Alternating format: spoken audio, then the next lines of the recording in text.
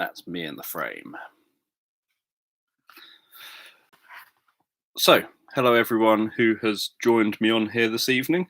This is the usual Monday night live stream sleep meditation creation type of session thing. For those of you who just want to jump straight into the sleep meditation, there'll be a timestamp in the description if you're watching this after it's aired. And if you're not watching this after it's aired, then hopefully I'll get onto the sleep meditation around 10:30 UK time, that is. So in about half an hour. If you find this interesting or helpful, feel free to subscribe. And if you like this, feel free to give it a thumbs up. As usual, the first 30 minutes or so, I get ideas from yourselves, have a bit of a chat with you guys, and then at about half past, ideally, although I have a tendency to overrun slightly because I try to answer everyone's questions and things that are in the live chat, so sometimes it overruns a bit. But by then, hopefully we'll have a bunch of ideas written down, and then I will figure out what to do with them to turn it into some kind of sleep meditation. And then obviously I do all this just live here on camera, not pre-recorded or pre-done. Let's have a look. So I've written down Michelle's ideas. Let's have a look.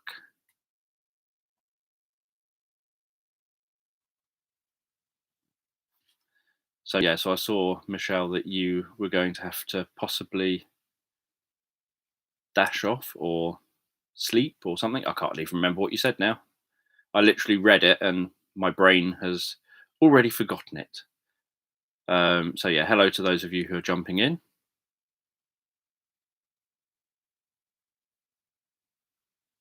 Is it your birthday? Happy birthday. And what would make it a special story?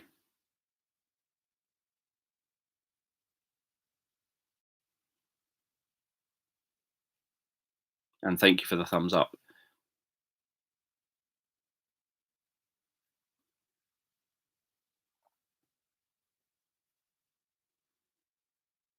Yes, I think Abby's okay after all the questioning. Obviously, we both are thinking, who gave that a thumbs down? Someone who obviously gave her video a thumbs down. We discussed how I find it really annoying because, to me, for example, there's many of you will know this. There's a reaction sort of YouTuber guy who Abby and myself both watch. A guy called Noah Taff, and his YouTube channel is Taff316 for those who want to check it out. And he reacts to British TV programs, and sometimes he can be a bit loud, especially when he's like doing gaming and stuff. And so Abby and myself just end up thinking, oh no, too loud, and we just turn it off. We don't go giving him a thumbs down for it. We just decide that it's too loud, and so you turn it off. That specific video just isn't for us. Likewise, if he's reacting to something that we think, oh no, we don't like that program, so we're not even going to watch the reaction to it because we don't want to have to sit through watching any of the program. Again, we don't go onto the video, give it a thumbs down, and then leave it or anything. And we don't unsubscribe from him for like making videos we don't like or anything. So it takes quite a lot for me to give a video thumbs down. Normally it has to be something that I feel is harmful in some way or misrepresentative or something like that. So we were having a conversation earlier about how it's a shame that you can't just have whoever the person was that gave a thumbs down. Can't they just say, this was what I hated so badly about this that I felt I needed to express my dislike through giving a thumbs down to it? And that it's a shame that there isn't that kind of facility, because you do sort of, like, if I suddenly post, for example, my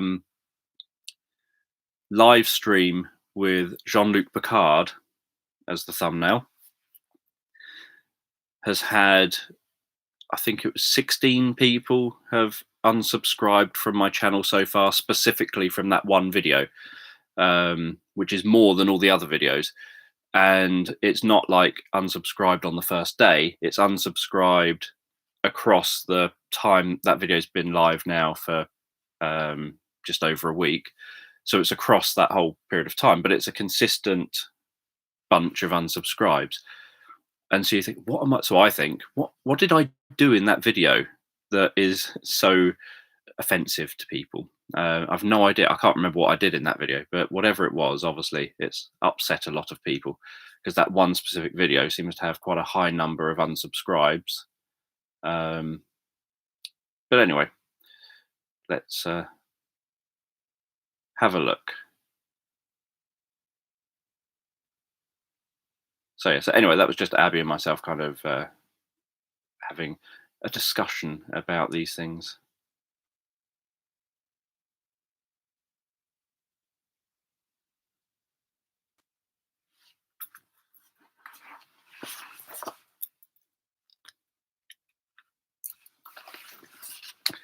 Just seen some words there. So I'll write those down. I think drawbridge was. Don't think I used it before, but didn't that come up last time? Or no, I used that for something. I have everything here. Oh no, I wrote it down but didn't use it. I don't think. Did I use it? Did I use drawbridge in my last? Yes, I did. There was the palace in the clouds, and there was the drawbridge for the palace in the clouds. That came up last time. So I had the drawbridge for the palace that went to the palace that was over the river that rained. I think that was in my last story.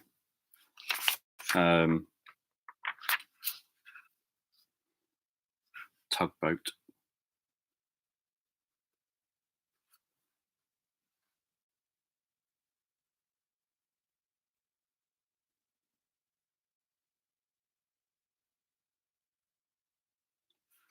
Robots.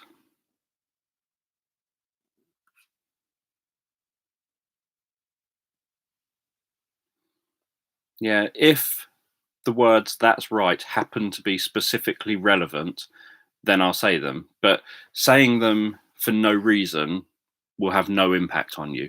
So if I just say "that's right," that has no impact. The whole point of me saying "that's right" is that I'm saying it very specifically to what I know you're going to be doing at that exact moment in time. So I might have said something like, I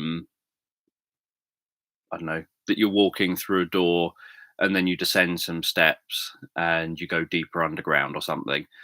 And then I might say, like, and you can notice yourself walking down those steps now, or as you begin to walk down those steps now. And then I might say that's right, because I'm acknowledging you are doing the correct thing. So the only reason I say that's right is because I'm acknowledging that you're doing what you should be doing.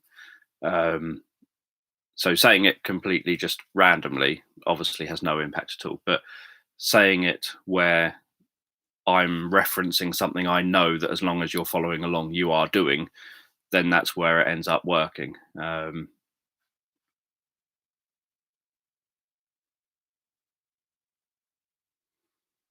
Yes, I often get moaned at about the amount of times that cats crop up in my stories. They seem to get suggested significantly more than dogs.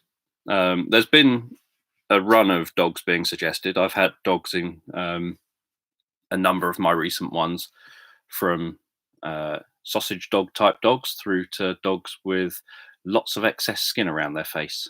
Um,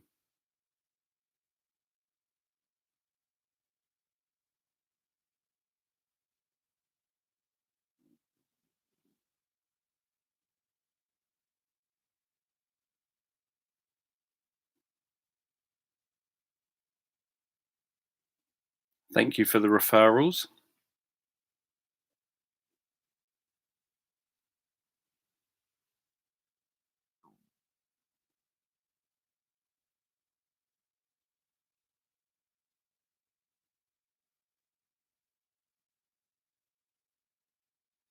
Just reading down, or rather having to scroll back up because it's just jumped down.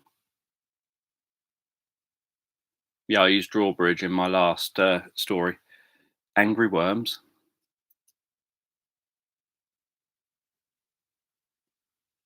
Just trying to see what I might have missed.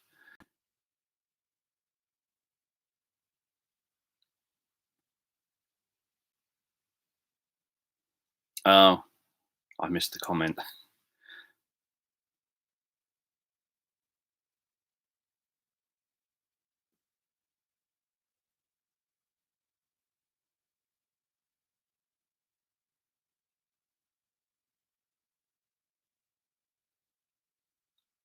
Just having a scroll down.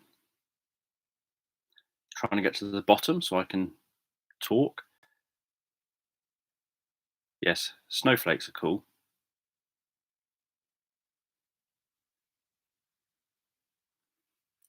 And glowworms in caves.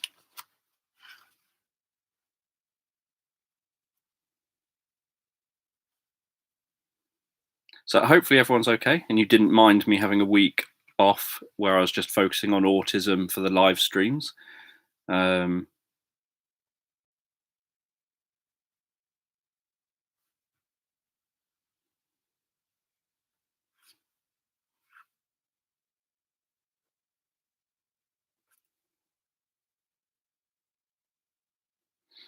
yeah, talking of things glowing in the dark, when I was younger, I probably wouldn't be allowed to do it now, and I don't even know where you'd buy it. There was well, it was quite common to have shops that used to sell strange things like magic tricks,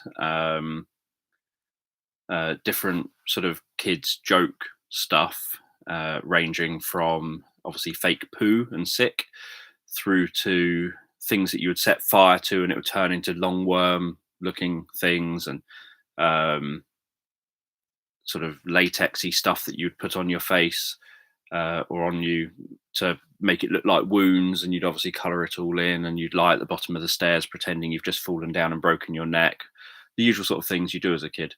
um, but one thing I did was bought glow in the dark paint so that I could paint lots of different things like stars and all sorts of things on the inside of obviously in my bedroom, so that once it got to night time and all the lights were out, in the daytime it just looked like the normal walls and the normal ceiling, but then at night time you'd have all this glow in the dark stuff all around you, which is quite cool.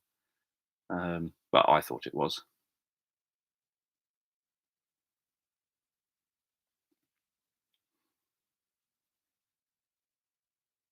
But yeah, last week during Autism Awareness Week is the first time probably ever, apart from when my channel was much smaller and YouTube would do its big purges, um, that I had um, a day where I made minus subscribers, where so many people unsubscribed because of my autism videos that I ended up having minus. Um,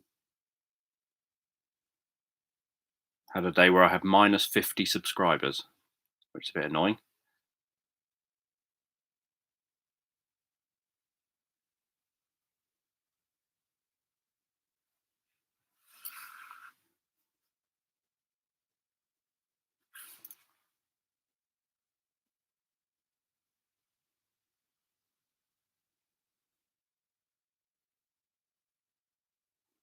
So you want a story that triggers your cats?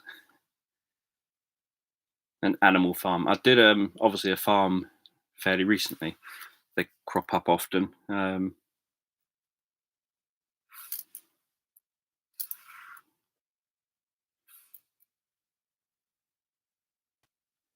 Zoo, I didn't manage to squeeze it. I was going to do a zoo near the pier in the last one, but then didn't. It just didn't end up fitting the story that I was creating, and the story was already about 90 minutes.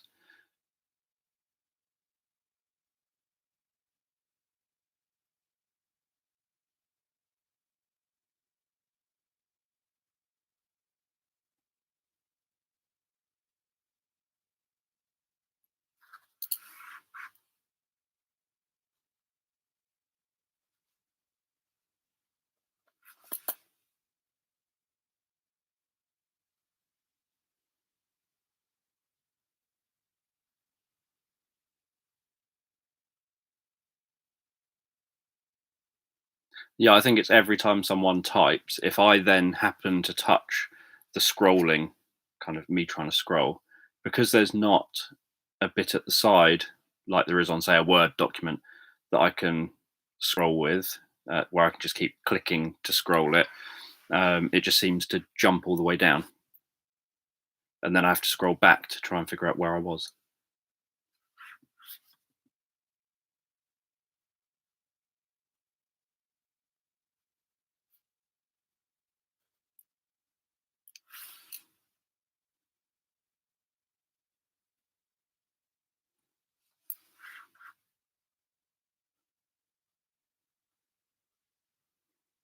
And you lot are suggesting lots of ideas already, so I'm writing things down as well. Um,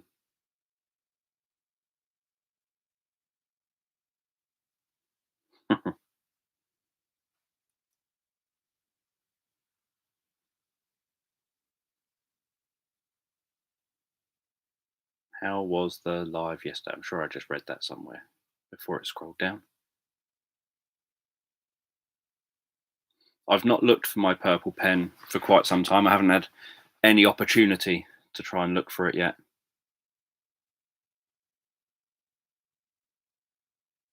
A story about picking up a girl. I did a romance story last time of a boy and a girl falling in love.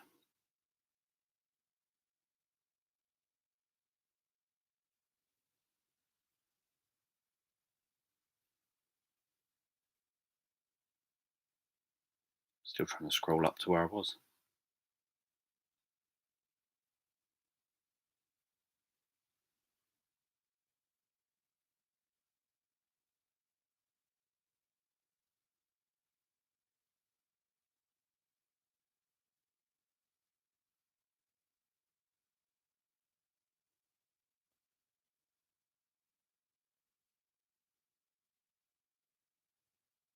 The live stream yesterday, I think, went okay.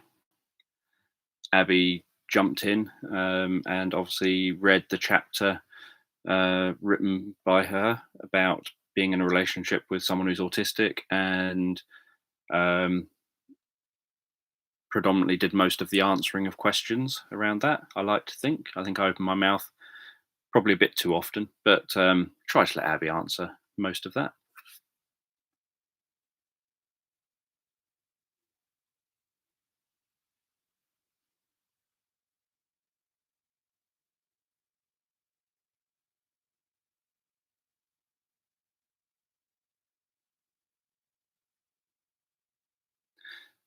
Yes, and obviously next week, well, no, this week, but after today, yeah, it is this week. I'm going to be going through my Hypnotic Assassin novel and reading through that. I kind of worked out that I think it will take 4 days to get through, so I'll try and do it over 4 days.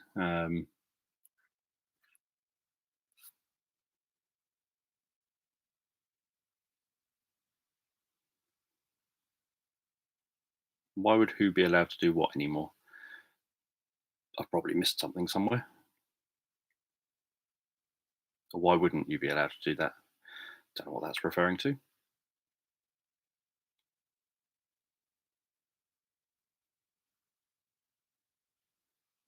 Oh, to me, doing it at home. Well, because it's a rented flat, and Abby probably wouldn't be happy sleeping in a room with glow in the dark paint all around the walls when the lights go out.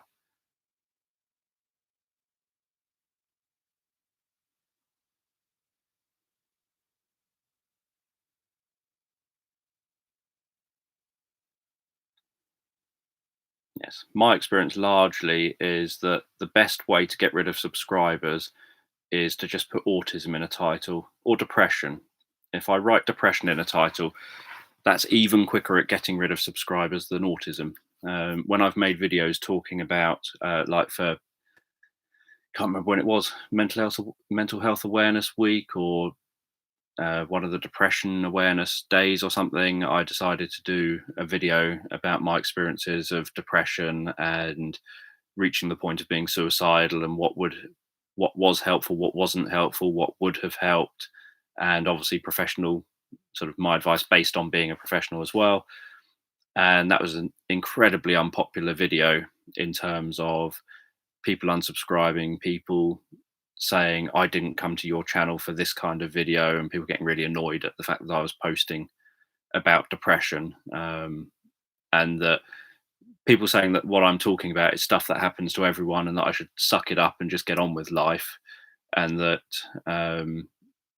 what I'm describing as people discriminating isn't discrimination, it's life, it's the real world. You have to kind of cope with it and live with it. Um, so incredibly sympathetic comments. I like to think it was helpful to someone somewhere, but at least on my channel, it's the kind of video that seemed to um, drive people away and really irritate people that I'm sharing information like that.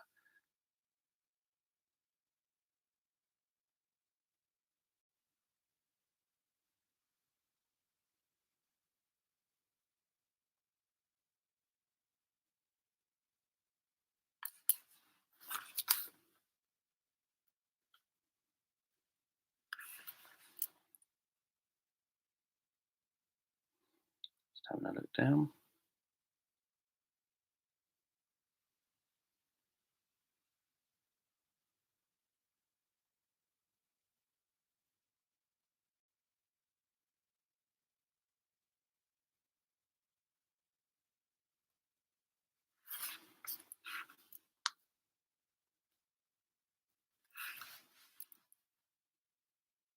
Oh, jumping again.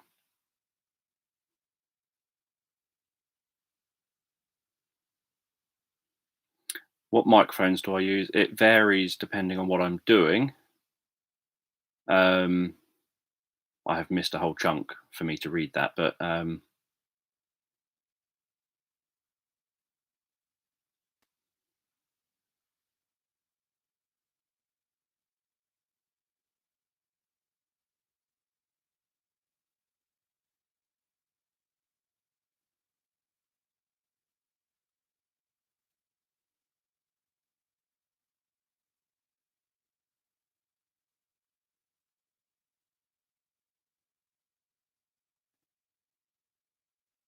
hello for catching me live. That's always a good thing.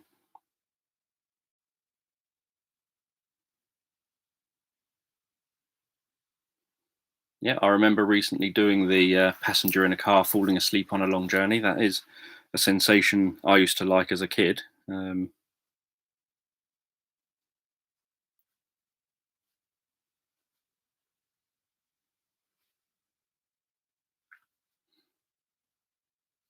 Sunflowers.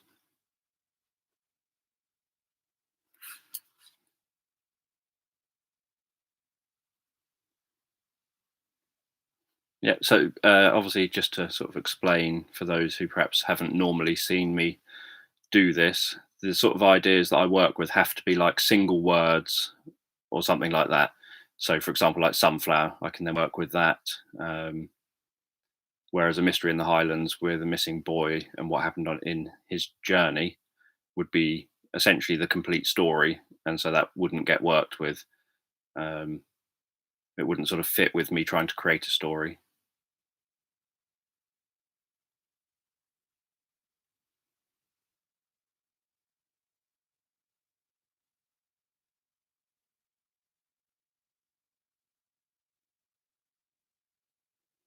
Yeah, keep trying to get me a PO box.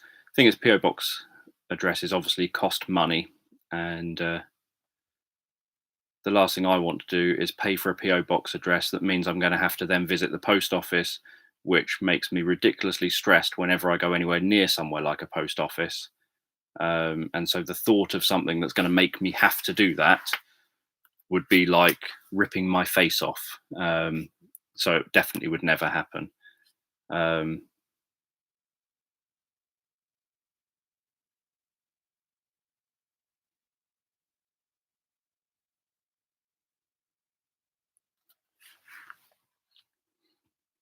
yes, in an ideal world, I think most of my pens would be purple. I have to have some black pens because you need pens for like signing official documents and things that have to always be signed in black ink. But other than that, I try to sign my books and everything in purple ink whenever I sign books. Um, but sometimes I end up signing books without having a purple pen on me.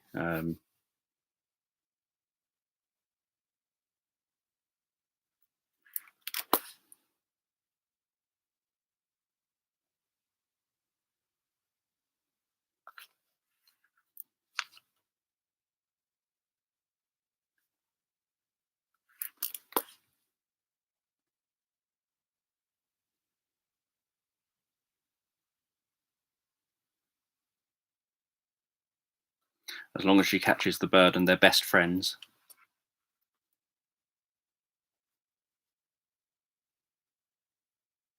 The story that goes live on Wednesday is the one with fog and mist in.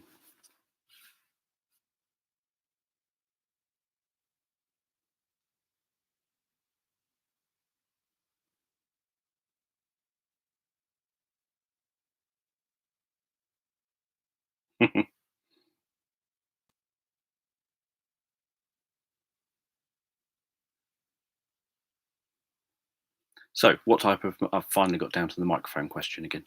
What type of microphone do I use? I currently have my Zoom H4n Pro with a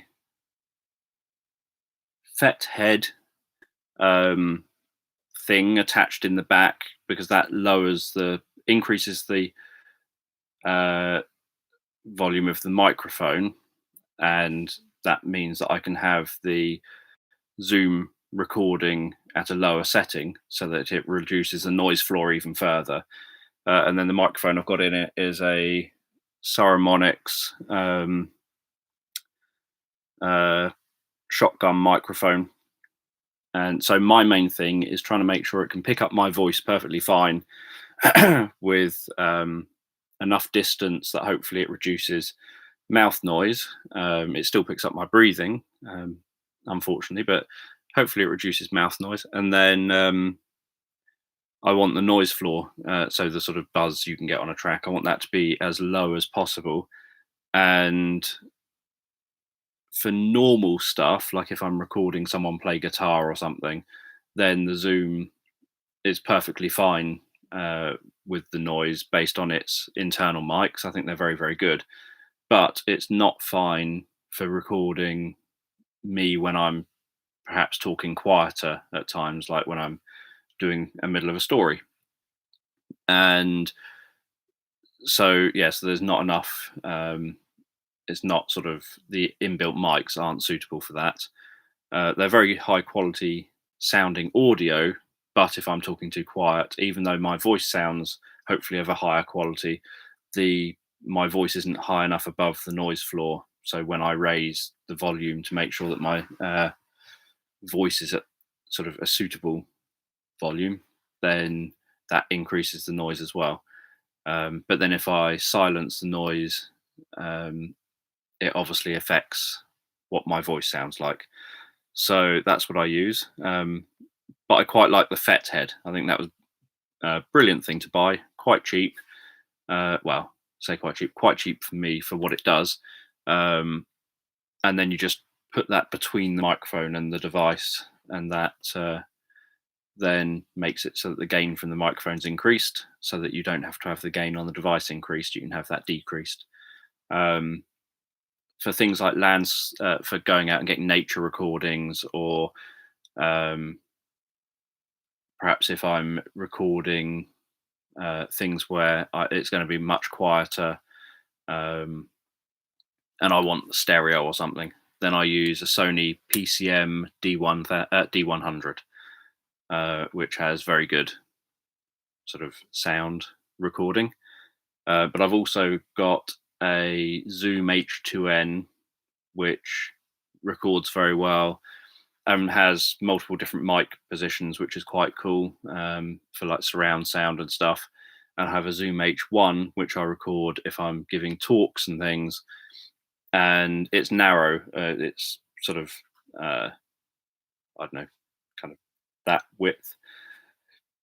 So it's very easy to just plug in a lapel mic, attach the microphone to me, drop it in my pocket, and say I'm recording on a camcorder that's at the back of a room, where I'm, say, recording me talking to an audience. Um, if the camera has to be a long way away, clearly the microphone on the camera isn't going to pick up as good audio, even though it will pick up the audio. It won't pick up as good audio because even with an external microphone attached on the top of the camcorder that's trying to be directional and a shotgun mic, there's a lot of distance between me and the camera, so there's a lot of background noise that's going to come into that. So what I would do is have the camera at the back of the room recording me, um, and then I'd record the audio on the Zoom H1 that would be in my pocket using a lapel mic to record straight onto that, and then I would sync the audio on video editing software so that so I wouldn't use the audio on the camcorder. It would just use the audio that's straight on the sort of Zoom H1. So yeah, so I've got lots of different audio bits and pieces.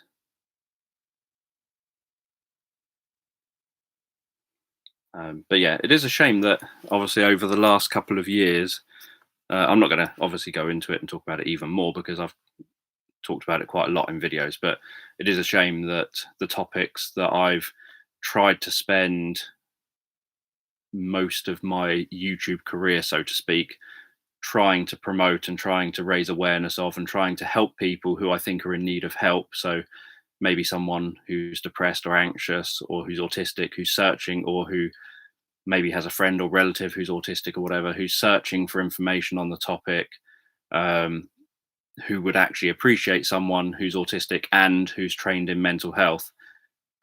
So, as a professional, not just a random YouTuber who has no knowledge or skills in those areas giving advice, but an actual trained person, as well as them having had issues in the past, mental health wise, and having being autistic.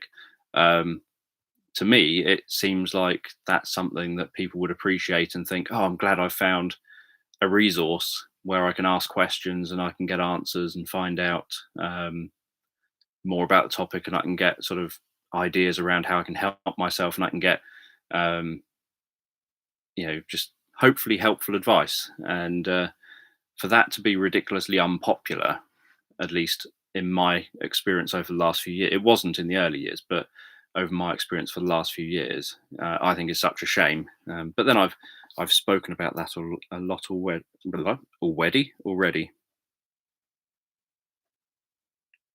and I've been writing down ideas obviously as I'm talking here. Um,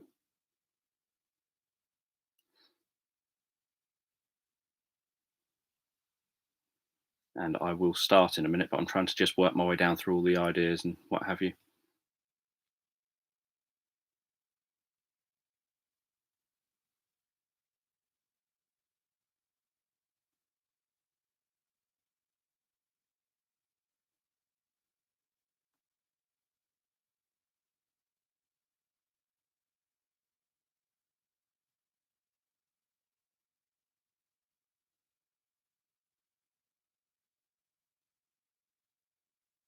Yeah, so I'm kind of trying to trying not to go into the topic, but I do agree that obviously my reason for trying to do all the live streams, this one I would do anyway, but the other live streams is for people's mental well-being, is to take people's minds off things, have people focus on other things, and if people need some ideas or um, advice around kind of mental health areas a bit because of the current situation, being able to hopefully, obviously, you can't solve everything just in an instant, um, and sort of in a very short answer either.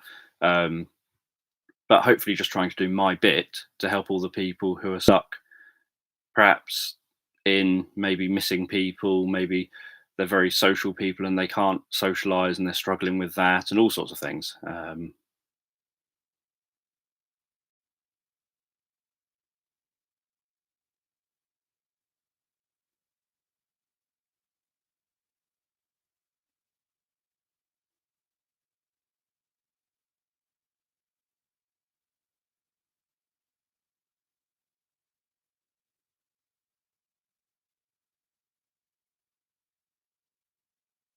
Not seen Abby today. Saw Abby yesterday.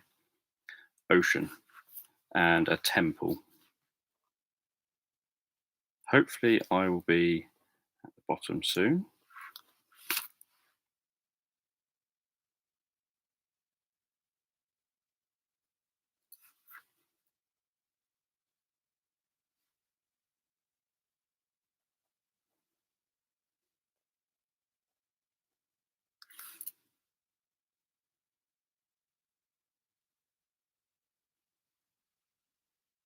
Yep, I saw that video of the Dalek.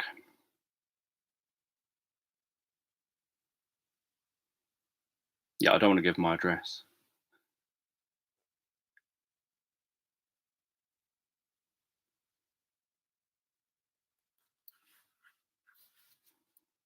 Tree.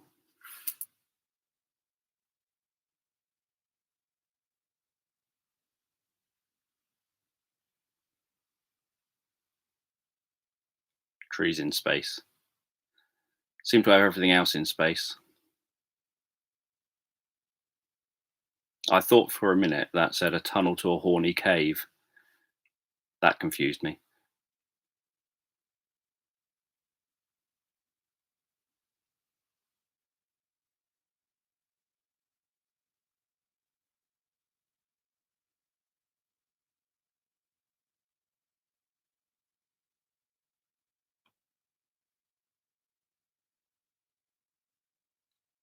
Some of my recordings do. It's incredibly difficult.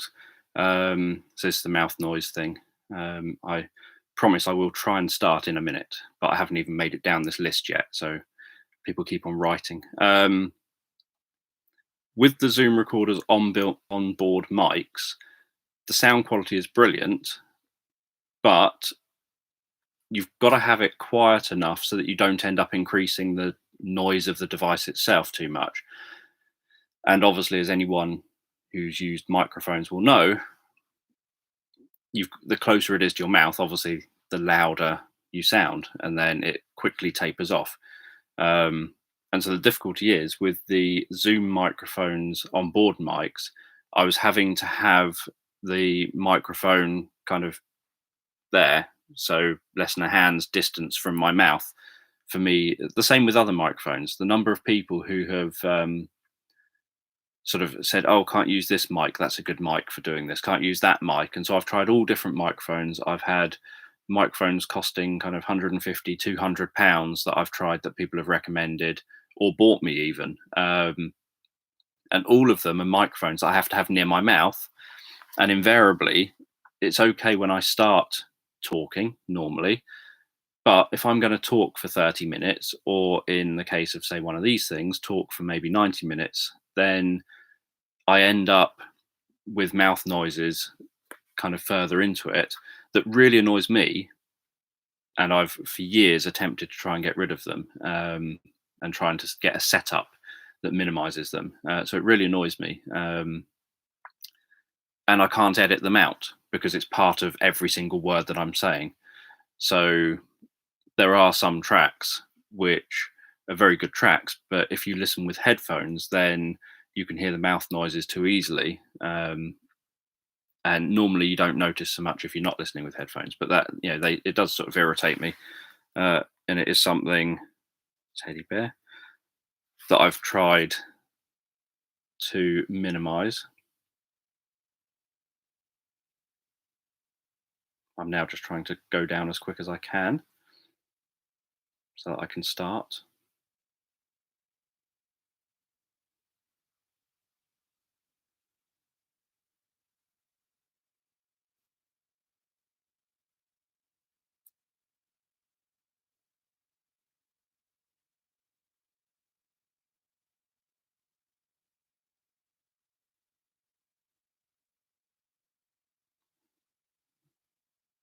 I often have doorways in trees.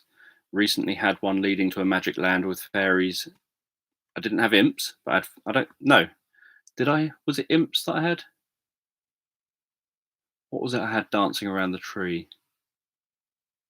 There was fairies. There's been gnomes. Um, there's been elves, but there was something else someone said. I don't think it was imps.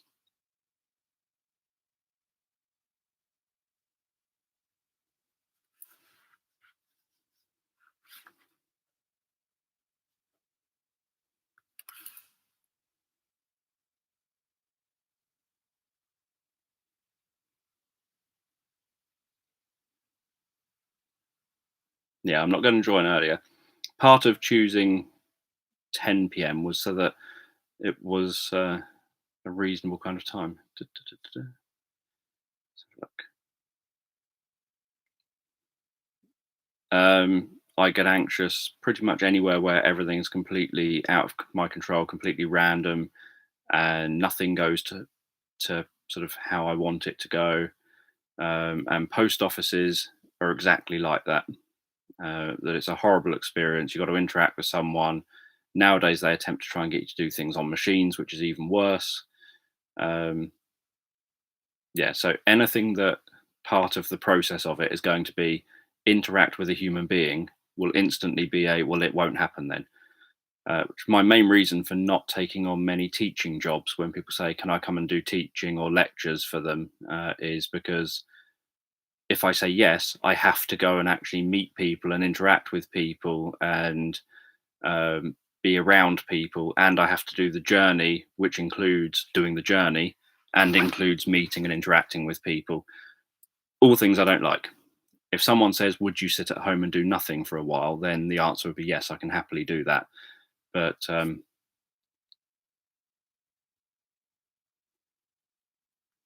water, I think that crops up quite often.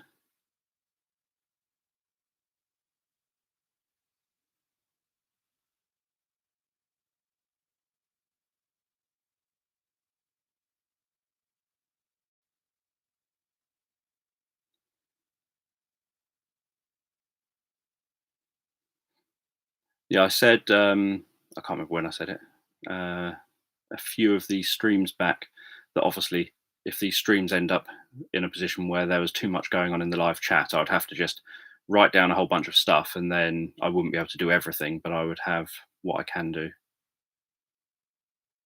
Ooh, someone else who's made it to a live recording for a change, or, for the first time in ages, which is very good, very kind. Tortoise, I think I just saw.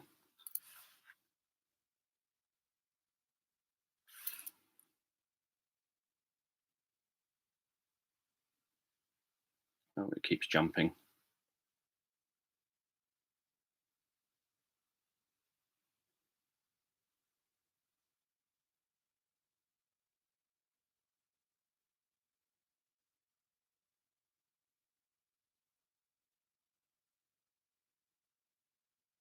Yes, obviously, you can always come back to this after, later at bedtime.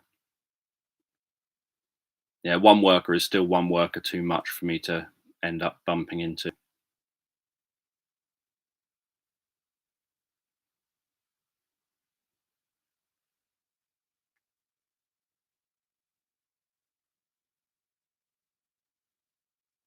Right, I think I have made it to the bottom, which is good.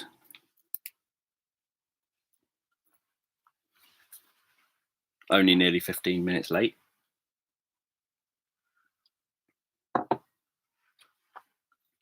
Just have to make sure I can read my handwriting.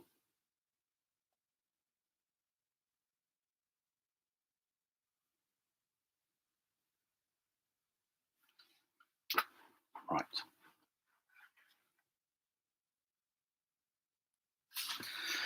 Get myself comfortable. Yes, happy birthday for the morning.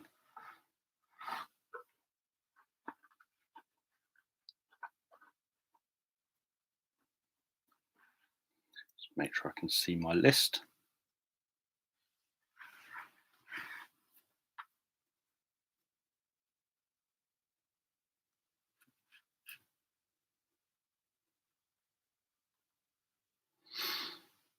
So, if you're listening to this to fall asleep now,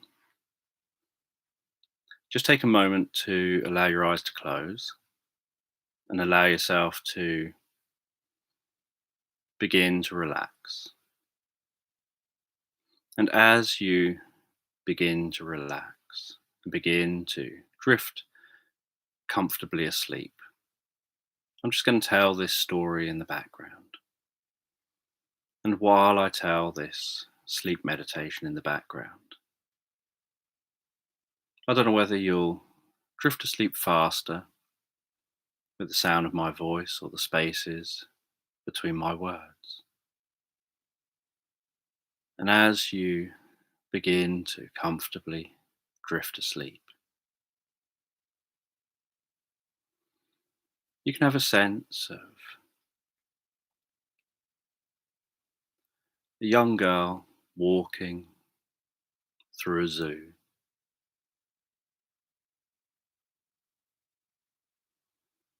And she's walking through the zoo with her parents. And she excitedly runs up to the different enclosures and looks on at the different animals.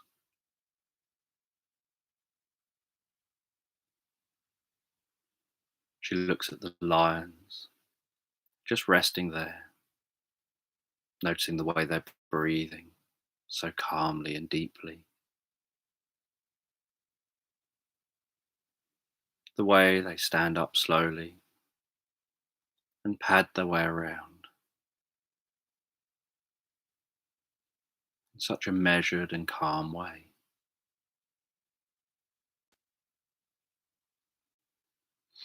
She looks in at some monkeys and notices how some of them are incredibly active, jumping around, climbing things, swinging, while others are just relaxing next to each other, grooming each other. And that grooming seems to almost help them relax deeper.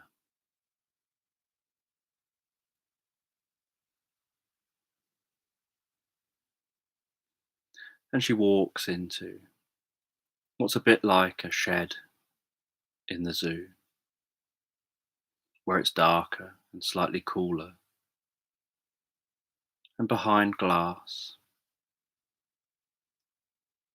she sees snakes and spiders and all different animals in this little shed. And she walks through with fascination.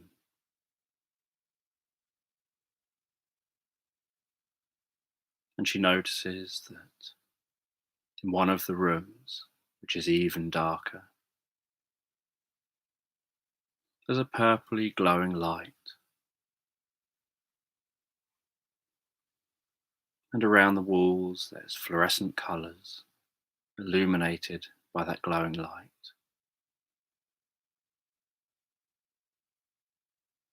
And then she notices that the scorpions are glowing behind the glass.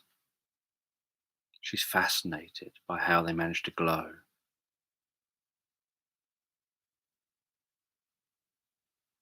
Then she walks out of that shed, out of that building, and carries on exploring the zoo.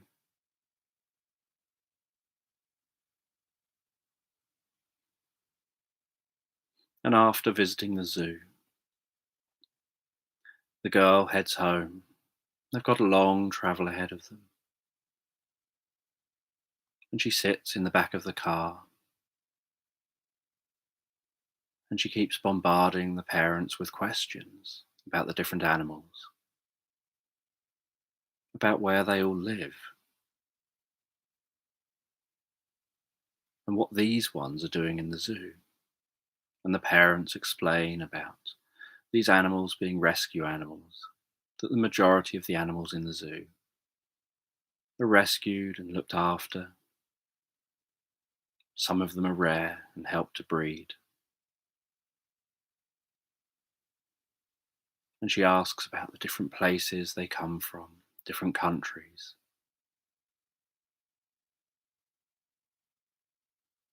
And the parents politely answer all of her questions. And yet more questions come.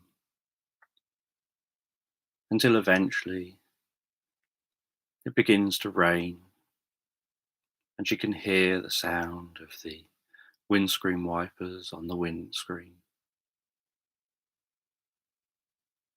And while she's talking, she notices that her voice falls into a rhythm with the windscreen wipers.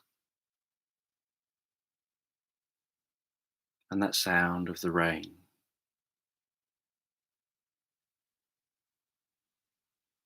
And she has the window open just very slightly. She can hear the wind outside, the rain on the road. She can feel the coolness of the breeze and the sensation of breathing in that cool breeze. And that sensation of resting on that back seat, breathing in the cool breeze, hearing the sounds outside the car, the sounds of the rain, sometimes heavier, sometimes a bit lighter on the outside of the car, on the windscreen and the windscreen wipers. She finds that each time those windscreen wipers lower down and make the noise of lowering down to the bonnet, her eyes blink shut for a moment.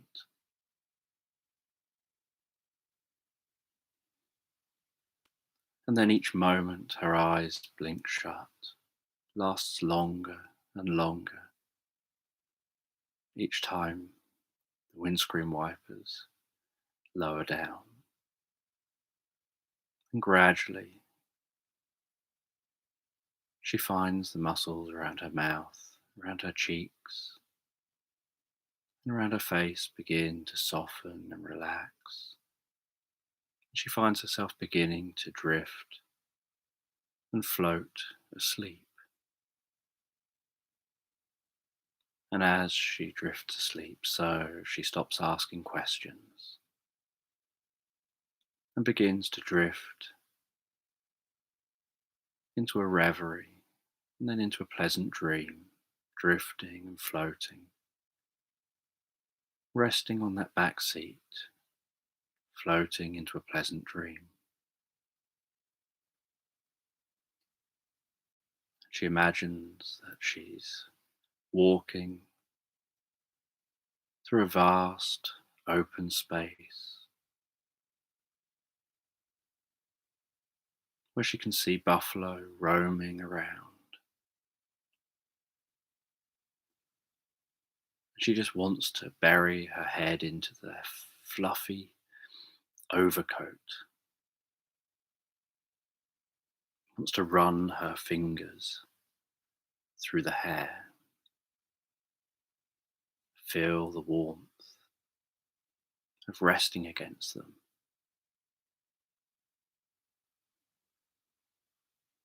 And she watches the way they walk and eat and stand still and lie down, and yet appear vigilant of the world around them.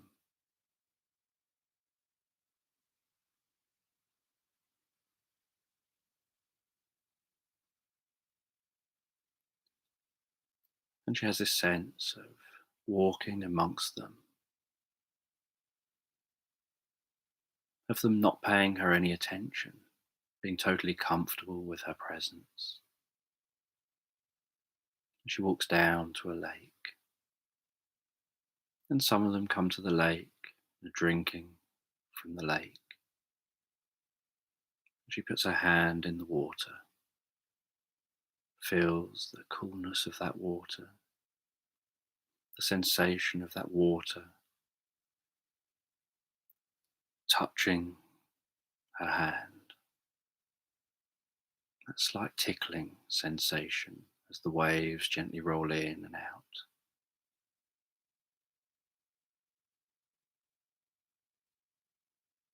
And while she rests her hands in the water, so she sits down on the edge of the lake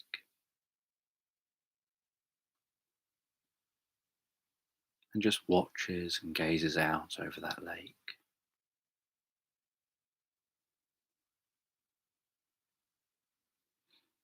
And she sees across the other side of the lake a small tree and a slight glistening on the side of the tree, just catching the sunlight.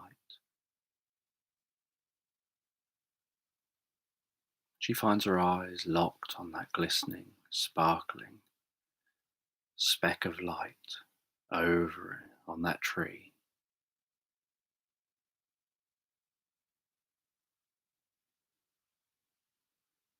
And as she watches that, so it's almost like a tunnel starts to form, like everything around her begins to fade away and turn dark, as all her attention is just on that spinning, sparkling light on the tree. And while everything begins to go dark around her, apart from that spinning light, so she has this sensation of floating towards that light, almost like she's floating out of her body, drifting and floating over that lake, feeling deeper relaxed. And as she notices herself arriving at the tree, she sees this small crystal hanging down from a branch that's spinning in the breeze, catching the sunlight. And up close, she notices the way that the light twinkles and sparkles with some rainbow colours.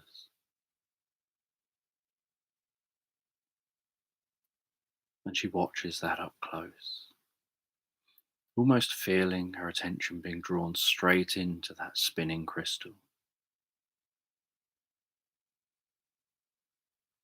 And she begins to have this sensation like multiple stars are sparkling off of the crystal as she gets closer and closer, until she finds her attention drawn straight into the crystal. And from the inside of the crystal, she notices a sensation like being in outer space, gazing on at planets and stars in every direction. And the most beautiful and colourful clouds of gas.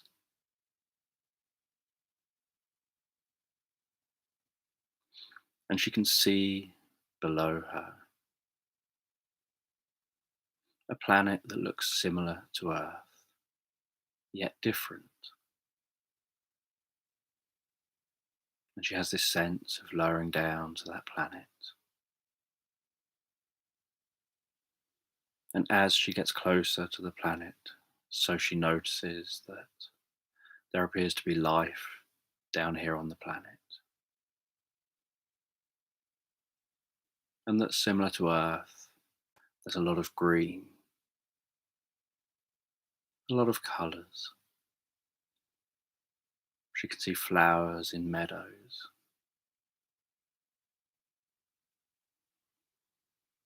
She can see different birds in trees and flying in the sky, none of which look exactly like they do on Earth. But she starts to have this intuitive sense that if this planet feels a lot like Earth, then why wouldn't life evolve to be similar to Earth? That the birds might not be birds, but something that's this planet's equivalent of a bird.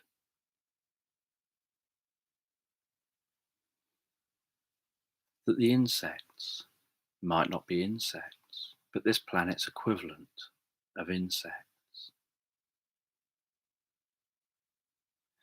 And she watches as some of the larger animals walk around this land. And she finds her way through this meadow. where she can hear in the distance the sound of the ocean. She walks to the edge of the meadow where she's gazing down over a roaring ocean, seeing these long waves rolling in and gradually breaking on the shore, watching the way the wave breaks from one side of that long wave, gradually breaking all the way along to the other side, before pulling back and another wave rolling in, and repeating that process. And the way the sound from those waves can't be pinpointed to any one exact location. It's kind of a rumbly roar coming from the whole location.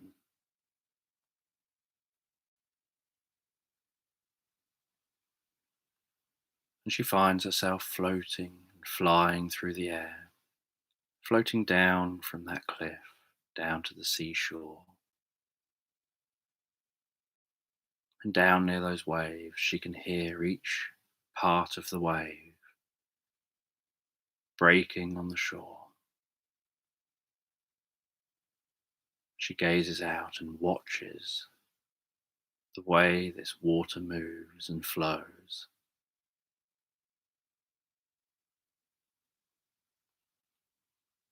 And she can see that a little way away from the shore,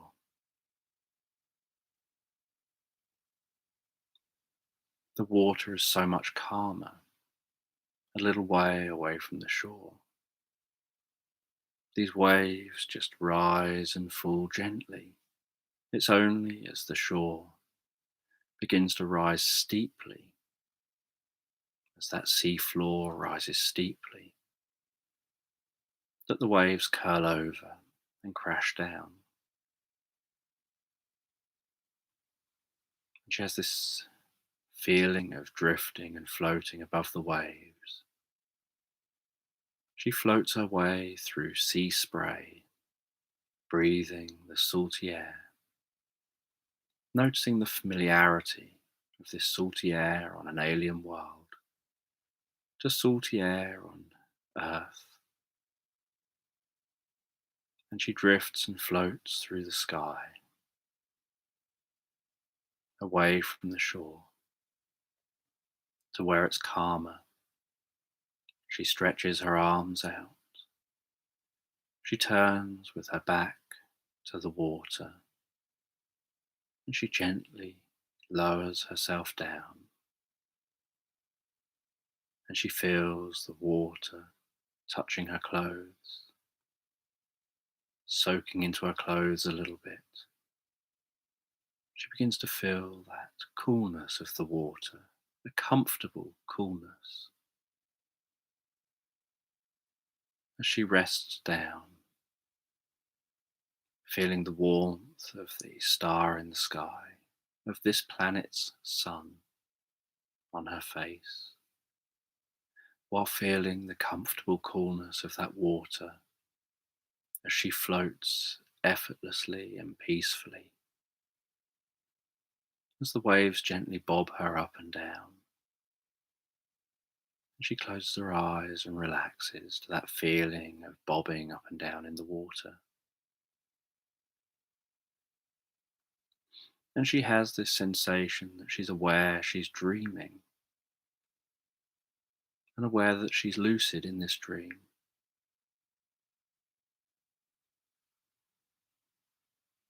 And that she's got some control over what's happening. That although she doesn't have control over where her dream takes her, she has control over her actions within the dream.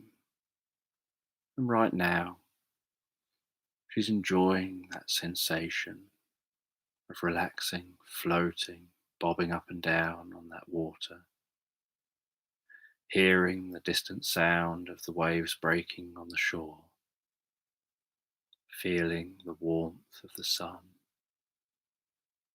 feeling the way the water tickles around her neck.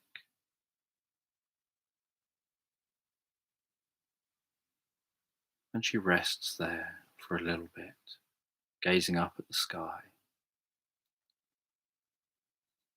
and then closing her eyes, feeling those inner sensations and the feelings of the water, and then gazing up at the sky again, and getting that contrast between being focusing externally on what she can see, clouds passing by, the sight of the water at the corner of her eyes, and then what she can feel when she closes her eyes and focuses inwardly on the sensations of floating and resting there. And she notices how her breathing relaxes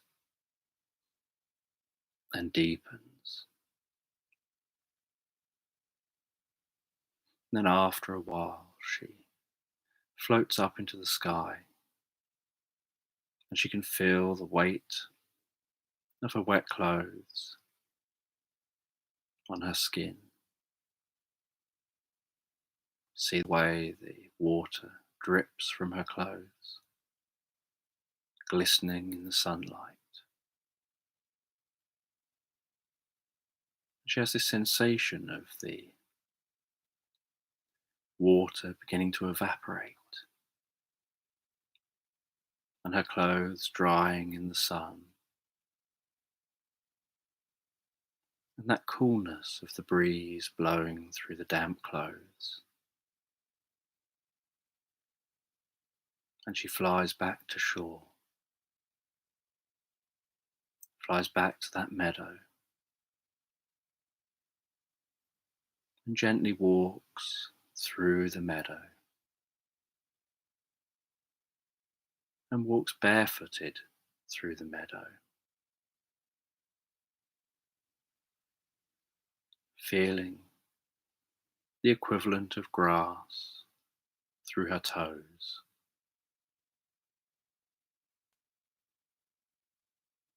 breathing in the smells of this meadow,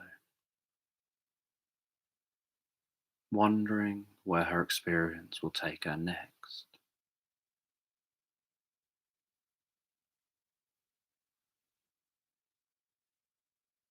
And as her clothes dry, so she begins to fly. She flies out of that meadow, begins to fly up into the sky, higher and higher, surveying the land.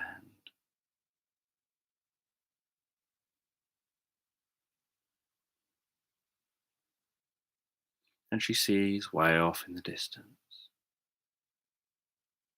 what looks like some kind of settlement. So she flies over to that settlement, lands down on a muddy path, walks along that muddy path towards the settlement,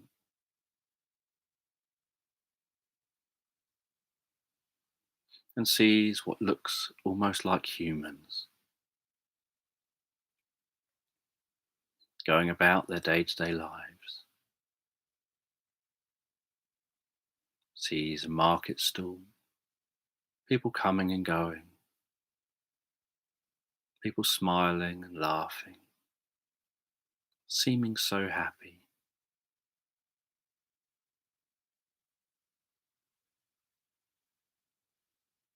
And so she walks through this town and thinks to herself how it almost looks like medieval towns that she's read about in books.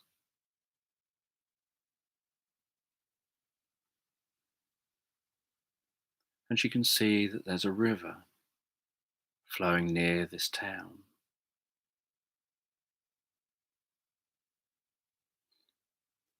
And there's a building next to that river with a water wheel that's turning as that river flows toward the wheel and past the wheel, and falls into the wheel as it flows. And she wonders what it's turning inside that building, and walks along the edge of that river, hearing it bubbling and trickling and flowing.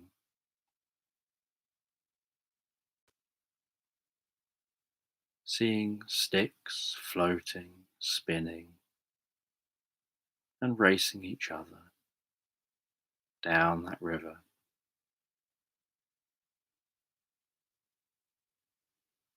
And then she arrives at a bridge. And the bridge is up at the moment. And she can see that there's a boat pulling another boat through the bridge, carefully navigating it. And the boat that's being pulled under that bridge, under where the bridge would be, is loaded with what looks like logs. And she assumes that maybe someone's going to build a house or build something else out of those logs. And she watches for what feels like a long time for those boats to pass so that that bridge can lower again.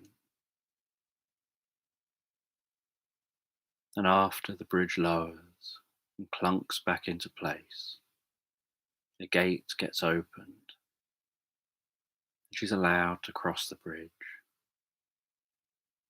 And she looks down at the water while crossing, before continuing to follow the road the other side of the bridge. And she can see in the distance a white palace that seems to almost emanate light, that almost seems to glow. It's so white. And she walks toward that palace.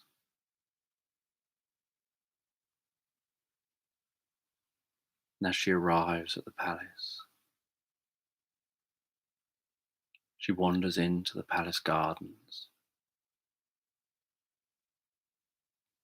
And she sees fairies, really tiny fairies, seeming to fly around, pruning, neatening them up the garden. And then one of them comes over, flies in front of her, darting around, trying to hold itself in place, seeming to fly quickly, almost zigzaggy, while she tries to hold her gaze on it. And it seems to be trying to talk to her. And as its wings flutter rapidly, just like a blur on the fairy's back, so what looks like sparkles of glitter seem to come off of the fairy, and a slight buzzing sound from the fairy. And the girl thinks to herself that this fairy reminds her of when she watches hummingbirds hovering around plants. And she holds her hand out. The fairy lands in her hand, reaches down and gently touches her hand with their hand, and then begins to talk. And while the fairy begins to talk, she realizes that she can understand what the fairy's saying. She realizes that somehow that connection seems to allow this, and she doesn't understand why, but she's aware it's her dream. So there must be some process here.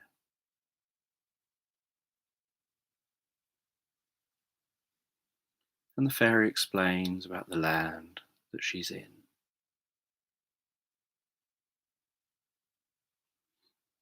and that this land has many different forms of intelligent life, from the small to the large, all working and living in harmony,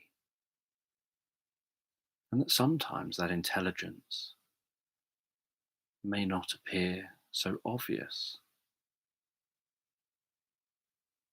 And the fairy talks about this land containing an intelligent mushroom, a mushroom that can't move around much itself,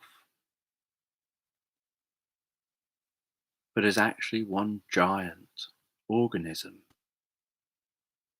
that's so large that it's almost like a brain under the ground,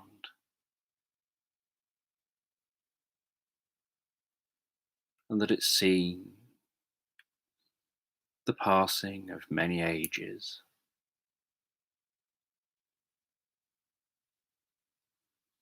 and that for most of its existence, people just thought it was a mushroom without even realizing that it's one giant mushroom.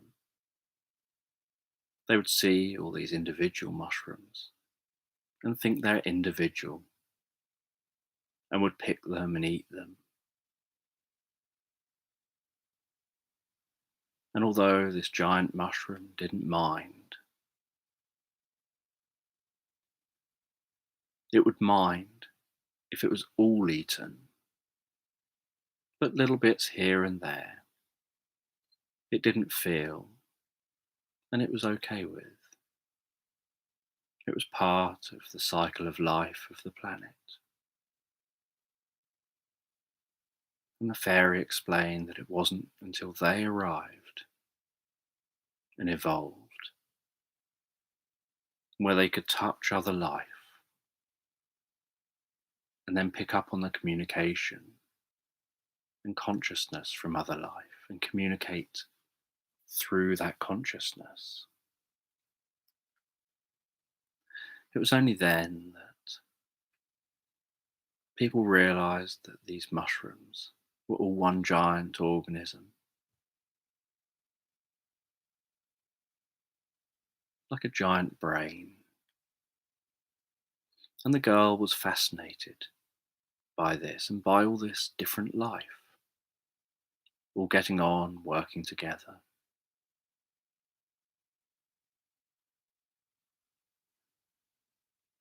And the fairy guided her around the garden, and she met the different creatures in the garden.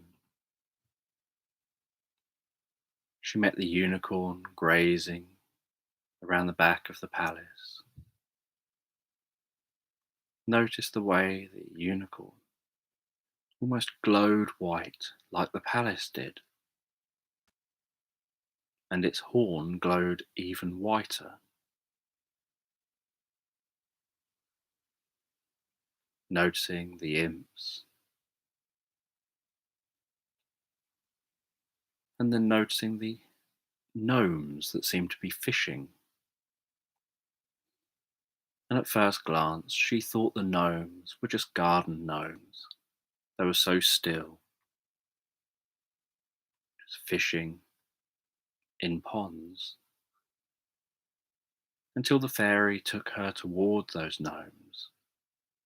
And then one of them looked up towards her, smiled, and greeted her. And that movement took her by surprise as she realized that they're alive.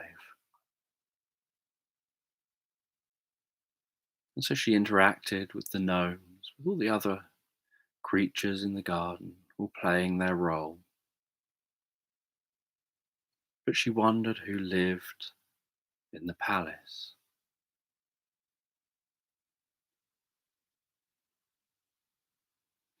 And the fairy spoke about how everyone here tries to be cooperative, kind, helpful. and that everyone just has a role. No one is higher or lower than anyone else. They all just have different roles to play. They've got different skills. The gnomes are great at patience and fishing. The mushroom is great at knowledge and wisdom. The fairies are great at darting in and out of flowers, pruning things, cleaning things up.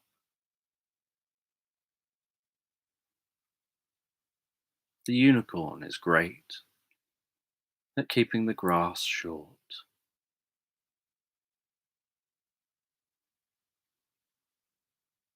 And so she wonders even more. Well, then who's in the palace? The fairy takes her to the front of the palace, opens the door of the palace, and she's shocked by how bright the inside of the palace is, how well lit the palace is, the way the light shines in the windows, creating beams of bright light, and the footsteps echoing as she walks into that palace.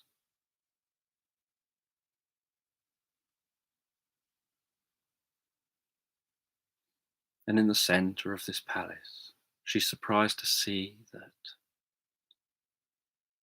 it's entirely hollow. There's an outer wall, but there's no floors. From the outside, she thought it looked like a typical looking princess palace, a fairy tale palace. She imagined grand staircases, multiple floors. She imagined there'd probably be a high ceiling on the ground floor. But she didn't imagine that she could walk in, look up, and it'd be a vast empty space. But what she was surprised by was that in the middle of this vast empty space was an enormous tree. A tree that looked so old, that it almost looked like it was collapsing under its own weight,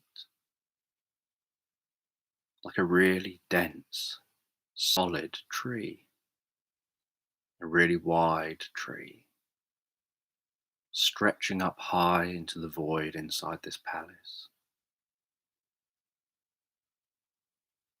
And the light from many of the windows was shining onto the leaves of the tree.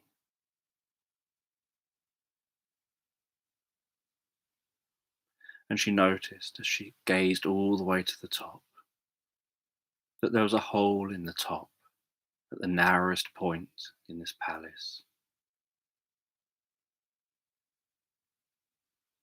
and that air seemed to flow in the door when it was opened, and almost seemed to rise up with a noticeable wind flowing up and out the top of the palace.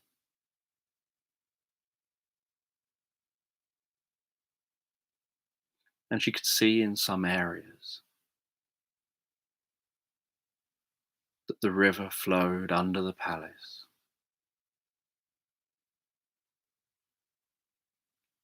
And she was told by the fairy that the tree's roots go all the way down, deep underground.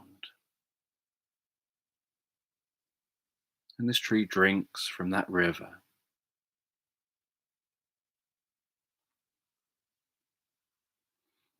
And she asks why this tree is here inside a palace. And the fairy explains that this is the tree of life, that there was a time when nearly everything here had died, when a previous civilization had got greedy had decided it wanted more. It wanted more land to do what it wanted. It wanted to grow larger and larger. It started to destroy everything. And at first, it thought it was making progress, making things better for itself. And to a point, it was improving. It was helping itself. It was using its knowledge, its technology, to grow and expand, and to be healthier and happier. But then it reached a point where it fell out of sync with the rest of the planet, where the natural balance began to fade.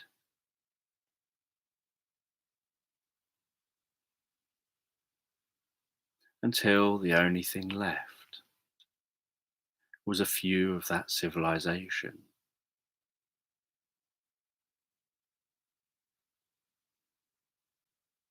And the only other thing left was a sapling. And so one of that civilization realized that they should help and try and restore balance. And so every day they watered that sapling, and the sapling began to grow. And they would tend to the sapling, and they would sit next to it as it grew. And they gave so much of themselves to that sapling.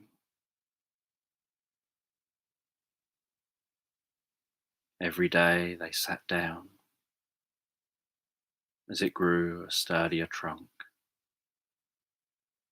Every day they rested their back against that trunk as it grew taller and wider. Every day they watered it, tended to it, protected it, until one day they didn't wake up from sitting under that sapling that was now a larger tree. And that was their last gift to this tree. And as they gave this last gift, so the tree became the tree of life. Life started spreading out from the base of the tree. Grass started growing. Plants started growing. More life started growing.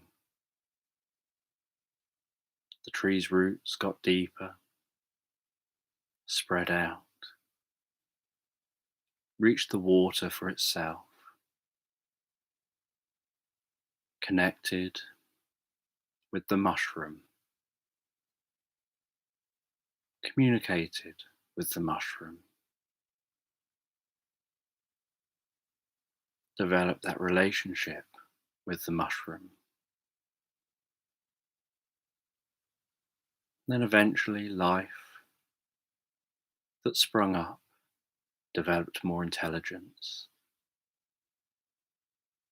and realized the importance of this tree and its life-giving properties. And early life began to create a slight wall around this tree to protect it, as the tree was giving them life and protecting them.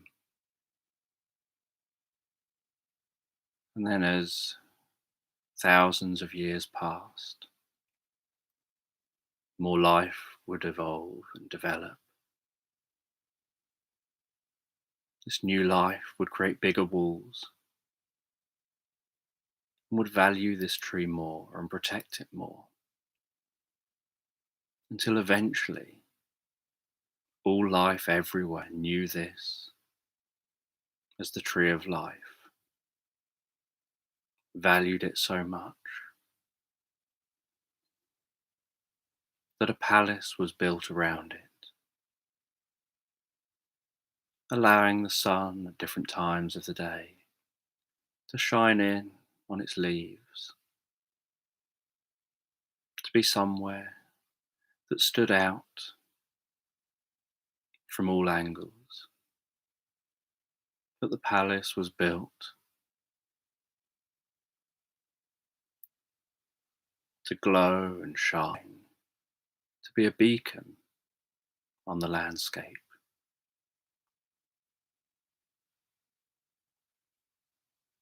And all life that sprung up learned to work together, to support itself, and to value this tree.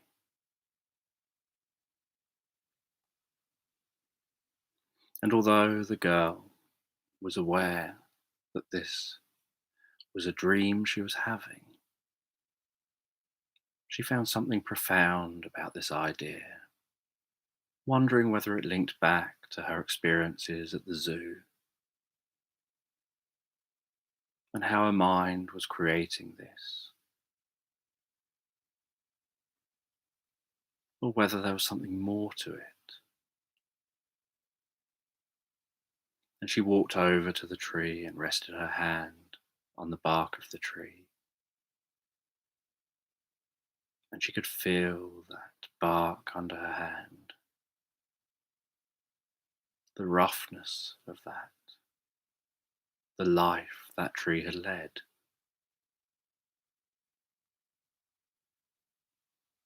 And she felt an emotional connection with this tree, despite thinking intellectually that this is just a dream,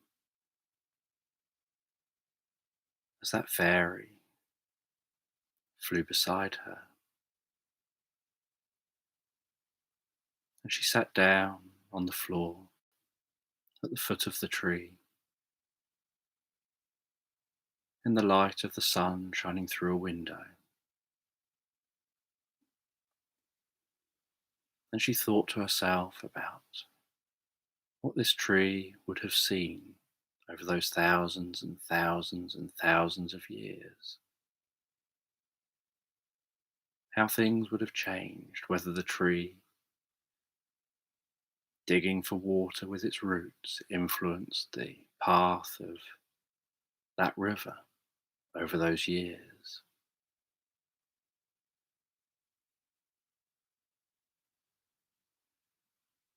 And as she rested there, so she closed her eyes just a moment to contemplate what she'd been told, to contemplate this world.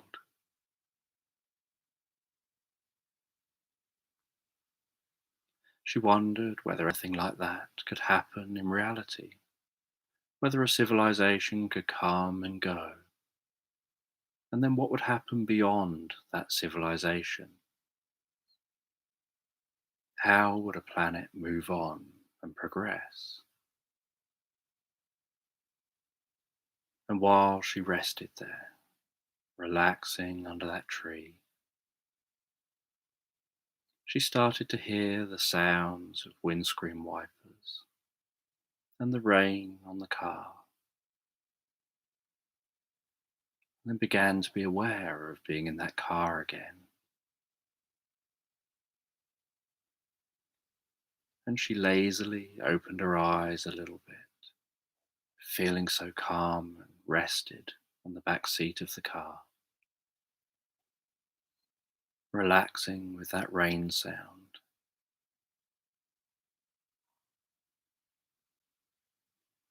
And then she noticed that rain beginning to ease off, and the windscreen wipers were stopped.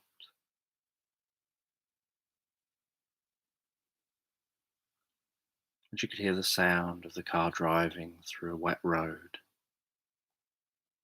still feeling deeply relaxed on the back seat. And she sat up and looked out and could see how they were moving into blue sky. She gazed out the window and could see the rain passing off in the distance. See wispy clouds they're approaching.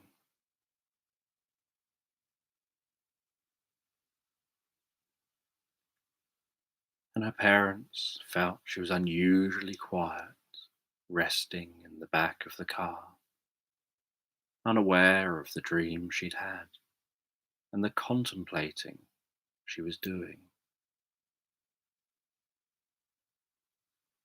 And she carried on being that way for the entire journey home. And once at home, she was still quiet. She went into the house. She went up to her room. She sat on a small wicker chair near the window in her bedroom. The sun gently shining in on her face. A cat came in the room, jumped up on her lap, flopped down onto her lap, and she gently stroked her cat's belly while it rested on her lap, while she gazed out over her back garden, still thinking about that dream, still thinking about all those intelligent creatures. And she wondered about the intelligence of her cat. And she had this sense that her cat knew she was wondering about it, because as she wondered, it gazed up at her eyes and then curled around her hand and then wrapped its front paws around her wrist.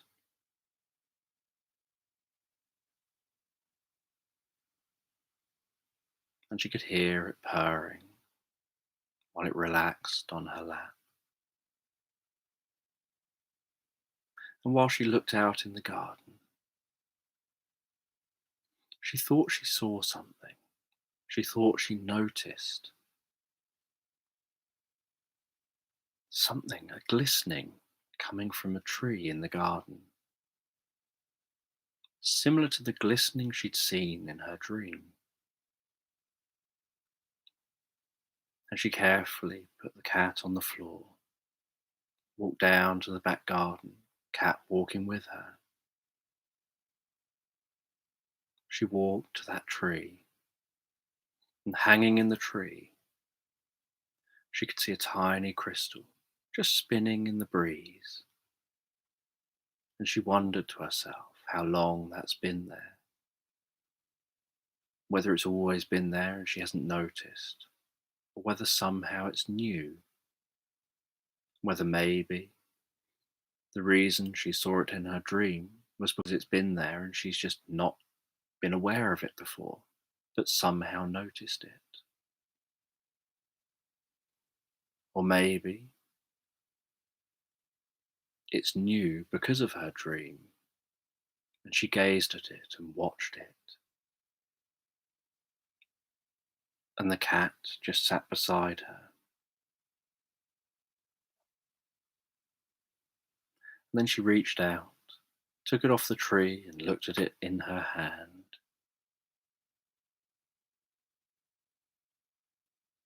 And she noticed the way the little crystal was on a piece of thread, and that there was only a small knot holding that done up, that it had been hung on the tree with.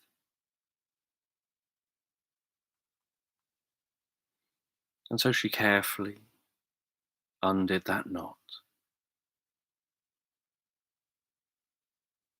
She crouched down onto the ground, and she tied it around her ankle, having that crystal by her ankle, and she was still curious where it came from and how long it had been there. And she walked around in the grass, looking down at her feet to see what it looked like on her ankle. And a cat began to weave its way between her feet. And while the cat was weaving between her feet, so she gazed around the garden. She could see the pond in the garden and the little gnomes fishing. But these little gnomes didn't move. She wondered if she got close to them and said boo, it might make them jump. And she chuckled to herself a bit about that. She decided not to do that because she thought she might look stupid. And then she thought, who cares if you look stupid? And she crept up on one of the gnomes, crouched down, peered around its shoulder, and said boo. And the cat jumped, and she smiled, and the gnome just remained stationary, fishing. And she sat down by this pond. She could see the frog jumping near the pond. She could see some water boatmen on the surface.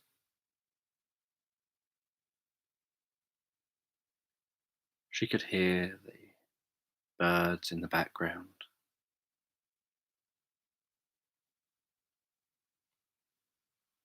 And that sound of birds after rain has passed.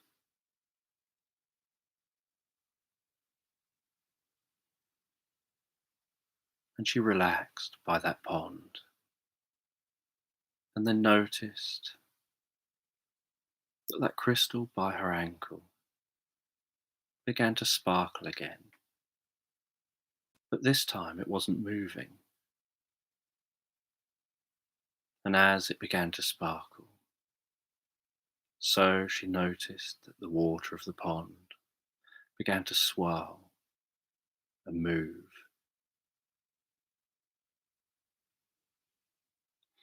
And then out of the centre of a pond rose up what looked like a large fairy, but made out of water, hovering in front of her. And this fairy told her that it wasn't all a dream, that there was more to your experience than you realize, and that it'll mean something as you grow up and go through life. That the experience that you can have can be profound on how you choose to live life and your role that you choose to take, to the story that you live out. That we're all just living out a story. We just don't know how it's going to go and how it's going to end. And we don't know how people are going to remember our story. And this young girl was fascinated by this experience. She wondered whether this was also a dream, but this fairy told her it's not, and told her that she'll know that because when she goes indoors, she's still going to have that crystal with her. And she's still going to continue to think about this experience.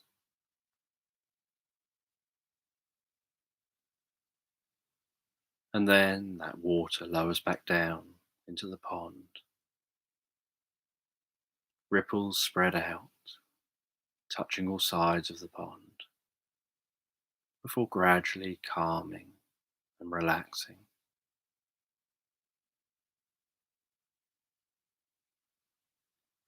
And she walks back towards her house, picks up her teddy bear from the chair outside the house,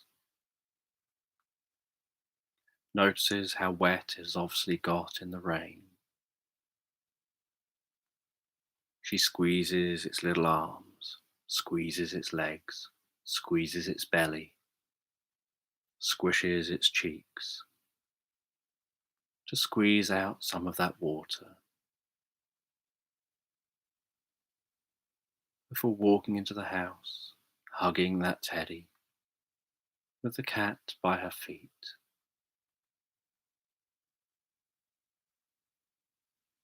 She sits in the living room for a little while by the fire, warming Teddy,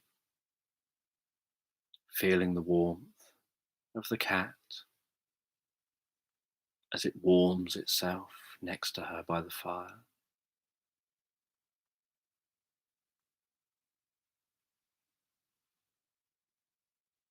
She eats dinner with her parents, still thinking about the experience that she's had. She starts talking to them about the dream, about what went on while she was in the car, and they listen intently, and they nod, and they engage in conversation, and they show fascination and intrigue.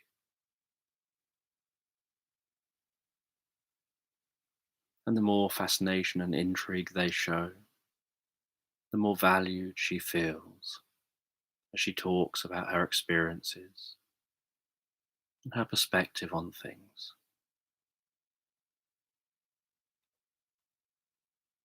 And after a while, she goes and sits in bed, reads a bit of her book, has a cat sat on top of her in the bed, snuggled down on the bed, and feeling that comfort of the cat on top of her in the bed. She turns off her bedtime light, begins to drift and float comfortably and relaxed, asleep into pleasant dreams, realizing that she's able to drift back to that land just by focusing on the crystal that she can feel against her ankle. And as she focuses on it, so she has this sense of it spinning in front of her in her mind's eye. And while seeing it spinning in front of her in her mind's eye, that guides her into the crystal deeper and deeper, where she finds herself in the crystal, gazing down on that land in space, and can lower down from space to that land. And she realizes night after night, or any time she closes her eyes and sees that crystal spinning and sparkling in her mind's eye, that she can visit that land, and she makes friends in that land